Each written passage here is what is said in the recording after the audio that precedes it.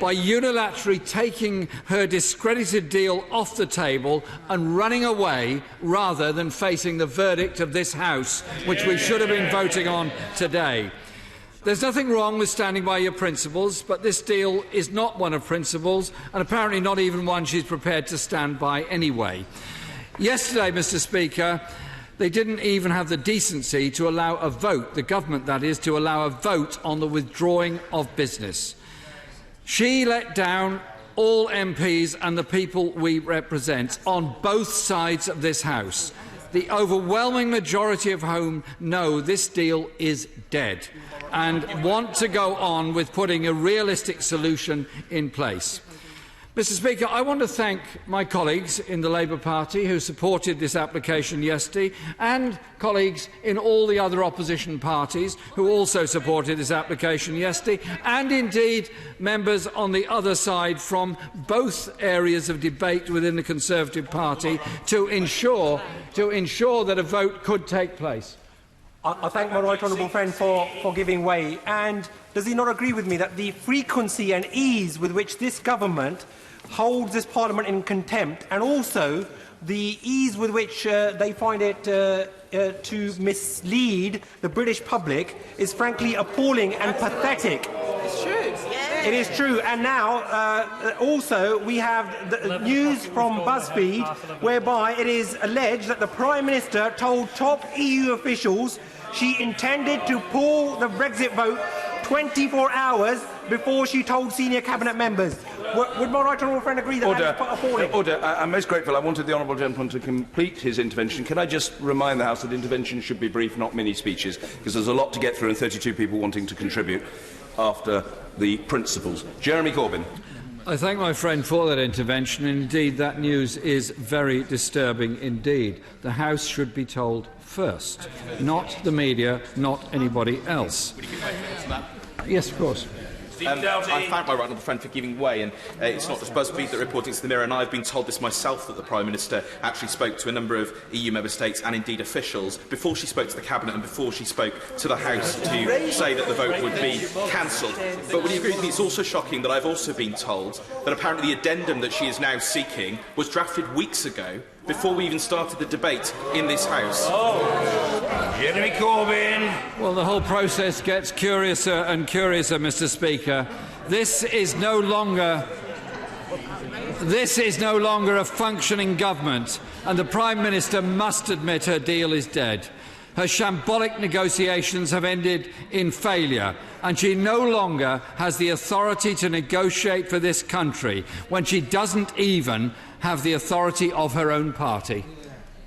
I thank the Leader of the Opposition for giving away. Doesn't he accept that it's rather strange for the Opposition to criticise the Prime Minister for not seeking clarity on the backstop, and then when she does go to Brussels to do just that which they have called for, to criticise her for that very action? Jeremy Corbyn.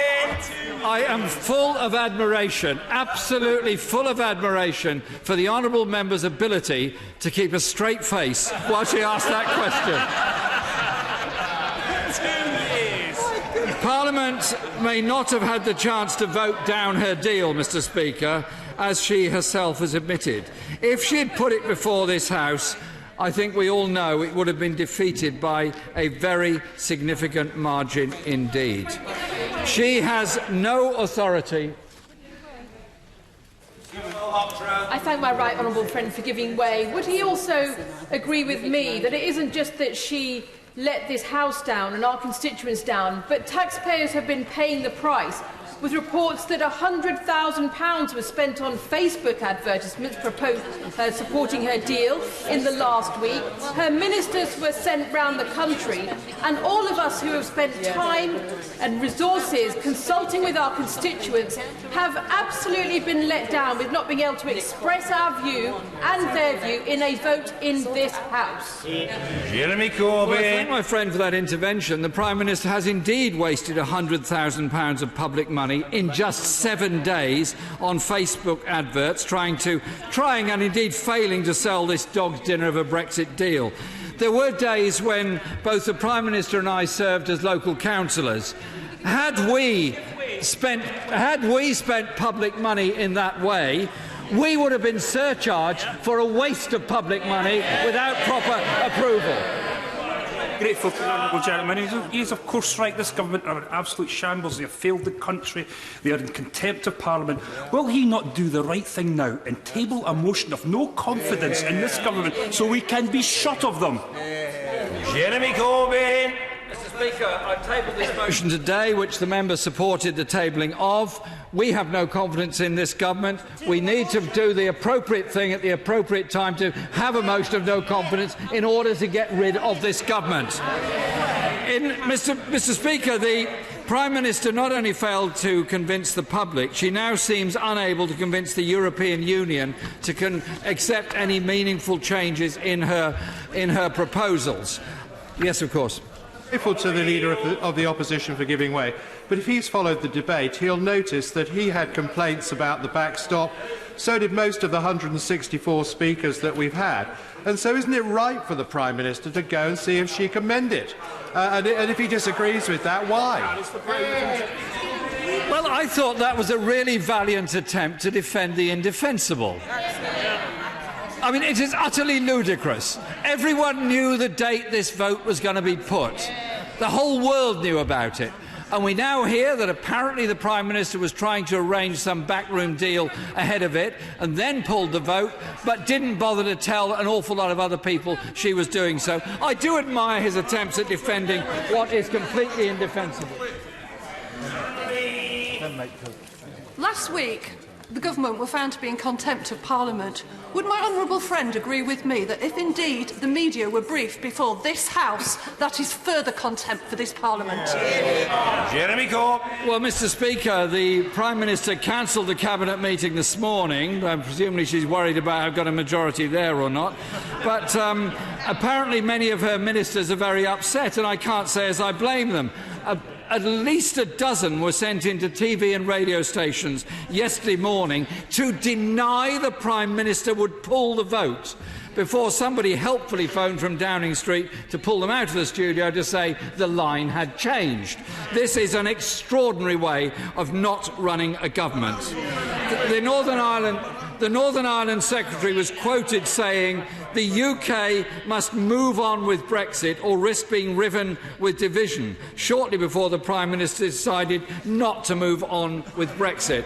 This is the same Prime Minister who said hers was the best deal and indeed the only deal. So if that's the case, what is she doing today in Europe? Mr. Speaker, this runaway Prime Minister is not even seeking to negotiate. She confirmed she's only seeking reassurances. Mr. Speaker, our Prime Minister is traipsing around the continent in pursuit and search of warm words when she can get out of the car to hear them. I'd say it really is, Mr. Speaker, if I may say so, the unspeakable in pursuit of the unwritten. A waste of time and a waste of public money. Because of her own unworkable red lines, the European Commission says it will not renegotiate with her. And the Prime Minister concedes she is not negotiating either. So what on earth is she doing, travelling from capital to capital in Europe? It can't be Christmas shopping, I'm sure that's not the case. So what on earth is she doing in Europe? But worse than that, Mr. Speaker, it shows that once again she is simply not listening. I'm very grateful to the Right Honourable Member for giving way. In ensuring the integrity of our union, does he agree that the only way you can deal with the backstop is to amend the legally binding text of an international agreement? Jeremy Corbyn. The red lines that the Prime Minister set out with this backstop became impossible, and because of her bungled negotiations, there is a greater chance of entering into an indefinite backstop. That is why one of the reasons we would be voting against this, as indeed I believe the honourable member would also. I thank my right honourable friend for giving way. I know that there are legitimate concerns about the Northern Ireland backstop, but will you agree with me? It's not only the backstop that's a problem with this deal. Can you remember a time in British history when the Prime Minister of this country and the Chancellor have recommended a course of action, their deal, which will make people worse off according to their own analysis? Jeremy Corbyn. I can't recall a time when any government has come to the House to promise something that will make people worse off and then blindly continue to go ahead with it. It's not only the backstop that's a problem, Mr Speaker. Many will not vote for the blindfold Brexit on the basis of a 26-page wish list that's attached to it. It fails to guarantee frictionless trade that the Prime Minister promised. It fails to maintain membership of vital agencies and programmes. It fails to ensure rights and protections will be kept in place, and fails to provide a comprehensive customs union with a UK say. And on the latter point, Mr Speaker, I welcome the former Brexit Minister Lord Bridges for his endorsement of a permanent customs union, saying it could be the basis for a parliamentary consensus. Yesterday, following her statement, the Prime Minister failed to answer a single one of my questions. So last night I wrote to her, together with the leaders of the SNP, Plaid Cymru, the Liberal Democrats and the Greens. We set out 5 questions to the Prime Minister. Sadly, she's not here to answer them. Therefore, Mr Speaker, when she returns from this strange stage-managed foray to Europe, I hope the Prime Minister will reply promptly to the 5 opposition parties who wrote to her. Because whilst she sends our country into a Brexit-induced paralysis, the coming winter threatens the deepest crisis in our NHS.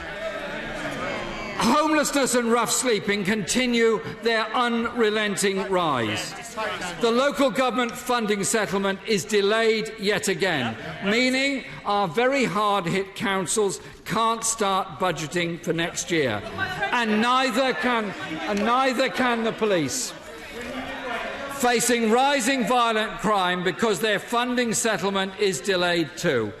Another government contractor, we learn, is at risk, and thousands of jobs too, as Interserve teeters on the brink of collapse. And all the while, the economy is slowing, high streets in crisis, shares tumbling and the pound plummeting. This isn't strong and stable government, it's weak leadership from a weak Prime Minister. Thank you, Mr Speaker, and I thank my honourable friend for giving way. Some people say talk of poverty and food banks is a distraction from Brexit. Given the impact on food prices, doesn't he think that actually it's the central issue? Jeremy Corbyn. Poverty is the central issue in this country. As the UN report pointed out, 14 million of our fellow citizens are living in poverty. More will be rough sleepers than for many, many years over this Christmas, and we have hundreds of thousands of children living in insecure temporary accommodation, many of them very hungry over this Christmas. That is not a good look, and we should be having a government that's concentrated on reducing the levels of poverty in this country. Would he agree with me that the 100,000 given to Facebook spent on Brexit advertising by the government could have been given to all of our constituencies to alleviate food poverty? Corbyn. Indeed, £100,000 would help a lot of food banks get more food in order that the hungry can get something to eat. Mr Speaker, if the Prime Minister comes back with nothing more than warm words, then she must immediately put her deal to the House. No more delays, no more tricks. Let Parliament take control. If not, then, frankly, Mr Speaker, she must go. We cannot tolerate delay any longer. With a legally enshrined exit date of the 29th of March 2019, just over 100 days away, we cannot allow this shambles to endure, and neither can we risk falling into a no deal. I thank my honourable friend for giving way. In addition to the force that was facing the country yesterday, one of the biggest consequences will be the impact it has on the 22,000 EU nationals living in my constituency. The settled scheme status is still being developed. The Home Office app for registration has been branded and absolute useless by academics. Does my honourable friend agree with me that The limbo facing this House will have great, distressing consequences for our EU nationals in our constituencies.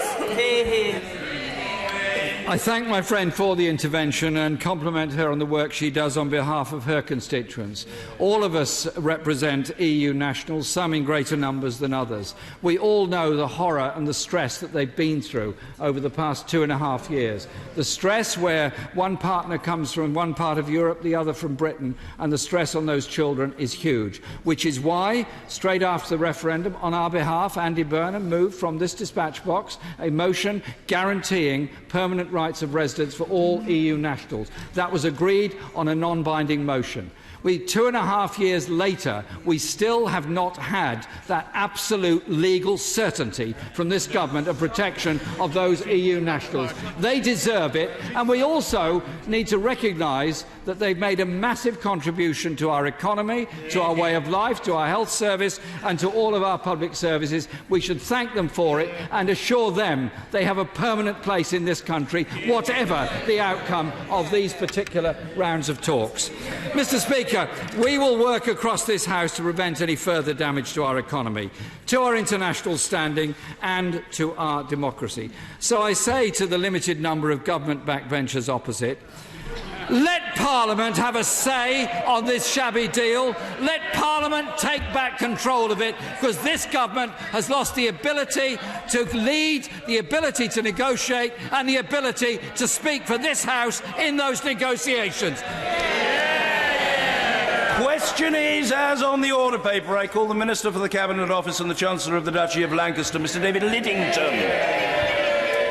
Mr. Speaker, sir, the Right Honourable Gentleman, the Leader of the Opposition, spent most of his time in his speech attacking my Right Honourable friend, the Prime Minister, and I think it's perhaps worth reminding him and the House that in the last 2 months alone, my Right Honourable friend has spent more than 22 hours at this dispatch box making statements and answering questions from Right Honourable and Honourable members in every corner of this House, predominantly about the question of EU exit and the deal which she negotiated. She has made, in that time alone, 6 full oral statements dedicated to that subject and opened the debate in this House on the 4th of December. Order. There will be plenty of order. There will be plenty of opportunity for other honourable and right honourable members to speak in the debate and indeed to seek to intervene. But the Minister for the Cabinet Office must be heard. Mr David Liddington. Mr Speaker, I think anybody who has observed my Right Honourable friend the Prime Minister in action both in her current office and the other offices she has held over the years will be in no doubt about her commitment to parliamentary accountability, whatever the cost to her in terms of the time that you, sir, rightly should say that she should be spending, and she accepts she should spend, in asking questions from colleagues in every party, in every corner of this House. Give way to my Right Honourable friend from Putney. I'm very grateful to him for giving way, and I think nobody doubts how much effort the Prime Minister has put into this entire process of Brexit. But in the end, what matters to people outside of here isn't effort, it's results. And this House ought to have the chance to vote on those results. Shall say shortly, Mr Speaker, this House will indeed have that opportunity. I will give way to the Right Honourable Gentleman. Grateful to the Minister for giving way. After all that debate, what the businesses, the farmers, the consumers, all the people in my constituency want to know is when is this matter going to be resolved, and that we will resolve tonight had we had that vote. What date will we have this vote? What the businesses and the farmers whom I have talked to in Wales and in my constituency and many other parts of the country have said is that they want honourable members from every political party to get behind the deal, get it in place as rapidly as possible, so that they can have the certainty and the clarity of the transitional period and the ability to plan investment decisions, job creation decisions that currently are being held while that uncertainty prevails. Give way to the honourable lady from the Liberal Democrats. Giving way. Does he not also accept that whilst the Prime Minister may have had plenty of time to speak about this, we have not? We did have 15 hours of debate in which we could have presented the case for our constituents. For me, the university sector, the automobile sector, the science sector, 2 ministers have gone who used to cover those portfolios because they can now see the effect it's going to have. Does he not understand the intense frustration on this side with this government that won't let us speak up for our constituents? Correct.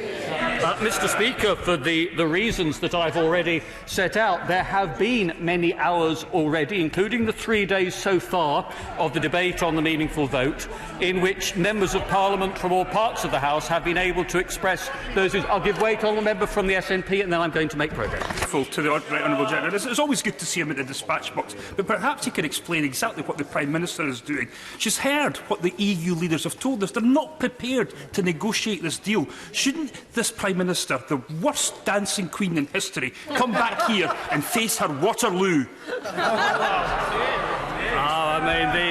The honourable gentleman's been crafting that one for quite a time, I can see.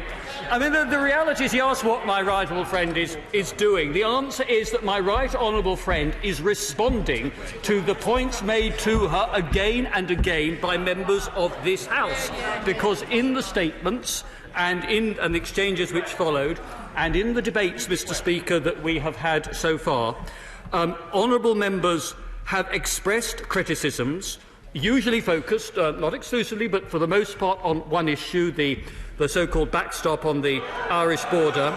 And again, right honourable and honourable members in all parts of the House have asked her to go back to EU member states and the Commission to seek changes, and in particular to provide assurances that the backstop would only be temporary. That is exactly what my right honourable friend has done. Give way to honourable friend. To my right honourable friend for giving way. It was very clear from the first 3 days of debate, and colleagues have not been backwards in making themselves available to the media to also say how much they disagree with the deal, that the House was not going to pass it. So surely the Prime Minister has done exactly the right thing in going back off to Europe to try and get a better deal to put to the House in due course. My honourable friend puts it well, and as I said, the Prime Minister is responding to the wish expressed by many, many members of the House. Can I give way to the right honourable lady?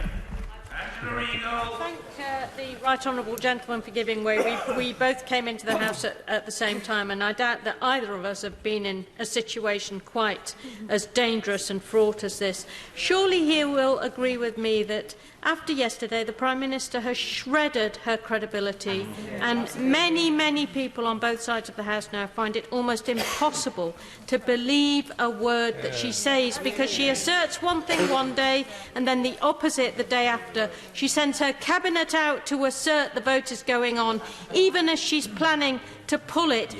Surely he must understand that we cannot go on with this Prime Minister at the helm. No, I reject that completely, and I think if one looks at what happened in the last week, my right honourable friend returned from the G20 meeting in Argentina the previous Sunday. She gave a statement to this House on the Monday, and then she the European Union and the meaningful vote, listened to the many interventions that were made then, and as well as paying attention to what has been said in the House in those subsequent days, she has talked to a number of members of Parliament from different political parties here, and came to the decision over the weekend that she announced to the House yesterday. Give way to the member for Bury South.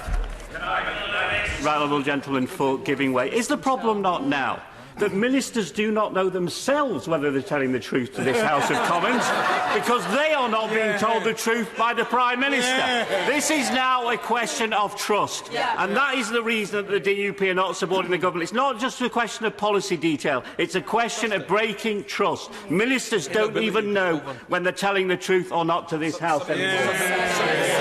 My right honourable friend convened the Cabinet by telephone conference yesterday morning to tell all members of the Cabinet about the decision that she had come to, and the Cabinet agreed to support and endorse the decision that my right honourable friend had taken. Now, Mr. Speaker, it has been very clear. It has been. Sorry, I'll give way to the gentleman from the DUP. I'm very grateful to the Chancellor of the Duchy of Lancaster for giving way. He said that members of this House had asked for assurances on the backstop. Will he accept, even in the late stage, that assurances won't suffice unless there is a fundamental alteration to the text of the withdrawal agreement and, indeed, an alteration to the advice given by the Attorney-General himself? It simply won't suffice.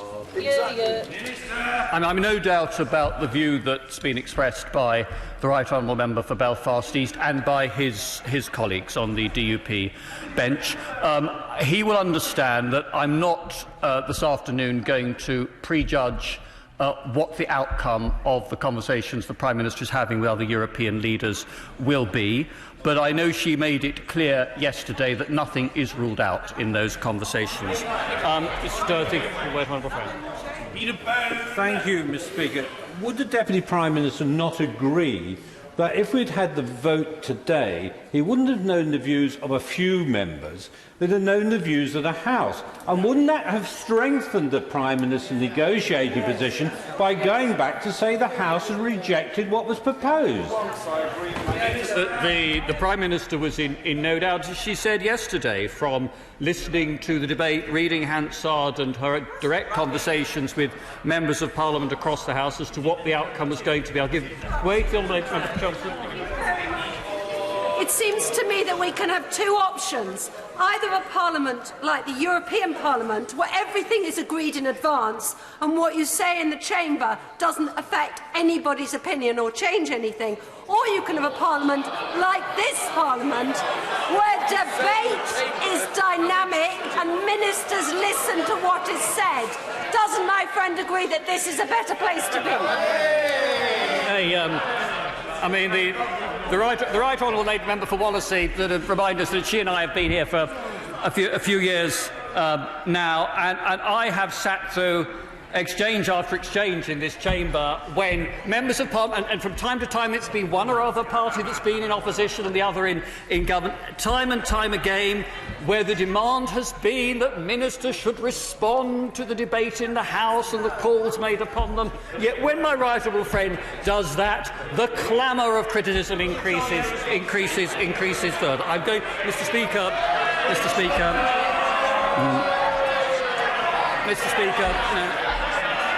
No. Mr. Speaker, as you reminded us, there's an enormous amount of noisy burbling from honourable and right honourable members at the Minister at the dispatch box. And in my experience, I've known the Minister for 21 years in the House and for a decade or so before then. He is an unfailingly courteous Minister and he must be heard. Minister Lidington. I have given way a fair number of times. I am conscious that there are many honourable friends and honourable members opposite who are seeking to intervene, and I will try, Mr. Speaker, to give way further. But I'm conscious that you also told us that more than 30 members of Parliament are wanting to take part in this debate, and I'm therefore going to make some progress now, and then I will look for an opportunity to give way again later on in my speech. So, Mr. Speaker, the point that has been made by the Right Honourable Gentleman, the Leader of the Opposition, and by many other members on all sides of the House, is that there is a wish in the House to bring this matter to a head and to have a definitive vote. Yes. And of course it is a requirement under the EU Withdrawal Act for a meaningful vote to take place before the government is able to ratify any deal with the European Union, a deal in the form of a withdrawal agreement under Article 50 of the treaty. And I want to reiterate what I think has already been said very clearly by my honourable friend, the member for Worcester, earlier in this afternoon's proceedings, that the remaining stages of this debate and the votes have not been cancelled but have been deferred. The business of the House motion, which governs the debate, including the amendment successfully moved by my right honourable friend, the member for Beaconsfield, also remain in force. And the only way in which the terms of that business of the House motion could be changed were if the House itself either were to amend that motion or to pass a new motion to supersede the one currently in place. On that point, and as I will give way to my right honourable friend. I'm a bit rusty on my procedure, but am I right that the way that the motion is drafted, it can only be amended by a Minister of the Crown? And if the government wanted to put back the vote because the Prime Minister wanted more time to go to Europe, I mean, she's only admittedly had 2 years, but if she needed more time, then the honourable thing that the government should have done yesterday was come to the House, table a revised business motion to say put the vote back 1 week, argue to the House why they needed that extra time, and then put it to the vote. That would have been the honourable way to proceed. Why did the government not do that?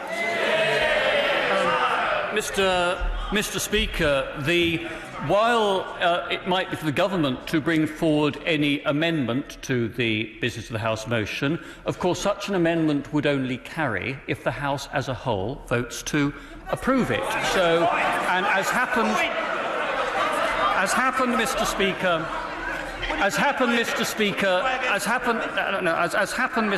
my right honourable will forgive me. I'm going to try to answer his question. Well, we can't vote if you don't bring it forward, Mr. Speaker, I'm trying to answer my right honourable friend's question. And just as the business of the House motion that currently governs the debate is one that was open for debate and was then approved by this House in order to take effect, those provisions would apply as well to any subsequent change to the terms of that motion. So it would be a matter for the House as a whole. And I would say in response to the second point made by my right honourable friend, the member for Rayleigh, that we do not know for certain at this stage what the outcome of the talks that my right honourable friend, the Prime Minister, is having today with other European leaders will be, or what the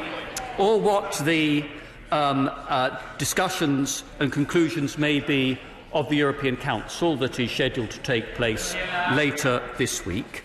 And the judgment that we have made as a government is that in those circumstances the right thing will be to come forward with the House as soon as we have that certainty. And I do want to make it clear that the Prime Minister said yesterday, and my honourable friend, the member for Worcester, said earlier, the government will at the very latest bring this debate and vote back before the 21st of January. And if I can echo a point that was made, Mr. Speaker, in the exchanges that took place following the response to an urgent question by my honourable friend, the member for Worcester, we certainly see that 21st of January date as a deadline and not as a target. I will give way to the gentleman who's trying to get in for a long time. I thank the Chancellor, Duchy of Lancaster, for giving way, and you know, he knows I have a lot of respect for him. He's got a tough gig today. Can I just ask him, the reason for this postponement and this delay is, of course, so that the Prime Minister can go away and negotiate some sort of magic piece of paper. Can he tell me, has any member of the Cabinet seen or discussed a draft of the addendum or codicil that the Prime Minister is seeking at any point over the last few weeks before the Prime Minister decided to postpone the debate? Has any member of the Cabinet seen it or discussed it? Mr. Speaker, I'm grateful for the honourable gentleman's kind words, but I mean, he will understand. I'm certainly not going to talk about the discussions that take place within cabinet meetings. Give way to the member for Rhondda. I'm slightly confused by what the leader, he's not the leader of the House anymore, the Deputy Prime Minister is saying, because he seems to be suggesting that we will be restarting the old debate. Presumably that means that none of the people who have already spoken will speak again. Presumably, it means that all the elements of the business of the House motion that we've already carried will continue. But surely to God we must do that before Christmas. We can't let this roll on and on and on, whilst businesses are wasting time and money and energy making plans for something that may not come to pass. Mr. Speaker, I will go this far with the honourable member for Rhondda that my view is, and the government's view is, that we need to push on with this sooner rather than later, but that we need to know the outcome of the discussions that my right honourable friend the Prime Minister is having before we can determine the exact timing of those future days of debate. And I would also reiterate, Mr. Speaker, that as both the Prime Minister and my honourable friend the member for Worcester have said to this House, the government regards the obligation, in the event of no deal being agreed, to make a statement in line with Section 13 of the EU Withdrawal Act as a solemn commitment that still stands. I will give way to the honourable lady. To the right honourable gentleman for giving way. Does he agree that greater than the political crisis that has been created is the economic crisis, and the fact that 2% has already been knocked off the value of the pound in the last 24 hours? Isn't that a reason to press ahead with the vote? I'm certainly second to no one in wanting this issue resolved as rapidly as possible. Give way to the honourable lady for Wolverhampton. Minister for giving way. Why won't the government rule out no deal, given the catastrophic impact that would have on businesses, jobs and people's livelihoods? And if he won't rule it out, will he tell us the delay that has been caused by this government, how much more in taxpayers' money is now going into planning for no deal because of the lack of a vote today? It cannot be ruled out because for no deal to be removed from the table requires a ratification of a deal of some kind in Westminster, and it requires ratification by the European Parliament as well. And therefore, it would, just as any business would expect to maintain contingency plans for all eventualities, even unwelcome and unlikely ones, so the government has a responsibility to maintain its contingency planning against that eventuality. Give way to the member for Oldham. For giving way. I mean, the truth is, this is not an isolated incident. This is a pattern of behaviour where Parliament has been frustrated and blocked at every turn. Whether it's the role that Parliament will take in this debate and deliberations, whether it's the legal advice that we consider in making that decision, or whether it's having a vote at all, at every step it's been frustrated. If this is going to be a continuation of the debate that's already been had, it will mean that whatever comes forward in whatever change or format, I won't be able to debate on behalf of my constituents because I've already taken part in the debate last week. How can that be right and fair? Hear, hear, hear. As I said, first of all, I think that the government and the Prime Minister personally have been extremely committed and can demonstrate that in terms of the number of hours that have been spent in Parliament discussing these issues and responding to questions on it. I'll give way to Honourable Friend. I thank the Honourable for giving way. We've had a lot from the opposition about the value of the pound, suddenly becoming quite interested in economics all of a sudden.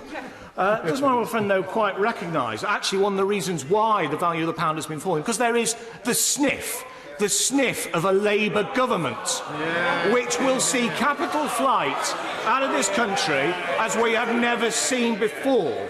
And even just the sniff of it is just a foretaste of what would happen if the Leader of Opposition ever got his hands on number 10.